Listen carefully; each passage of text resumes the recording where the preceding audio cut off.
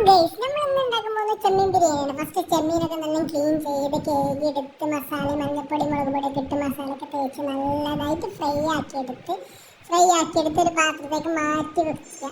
കുറച്ചൊക്കെ എടുത്തിട്ട് അത്യാവശ്യം ഫ്രൈ ആക്കിയിട്ട് മാറ്റി വെക്കുക. എന്നിട്ട് കറാമ്പൂ ഏലക്കായ പട്ട ഇഞ്ചി വെളുത്തുള്ളിയൊക്കെ ഇട്ടിട്ട് മസാല ആക്കുന്നു. ബിരിയാണി മസാല ഒക്കെ റെഡി ആയി വരുമ്പോൾ ഇത് തക്കാളി ഇട്ട് വേവിച്ച് അത് വെക്കുന്നു.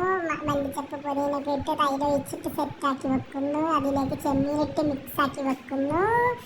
അതിനുശേഷം റൈസ് എടുത്ത് വെള്ളത്തിലിട്ട് ക്ലീനാക്കി വെക്കുന്നു. അവിടെ അത് കഴിഞ്ഞ് നമ്മൾ എന്ത് ചെയ്യുക, വെള്ളം തിളച്ച് കഴിഞ്ഞാൽ ബിരിയാണി ഇട്ട് വേവിച്ചെടുക്കുന്നു.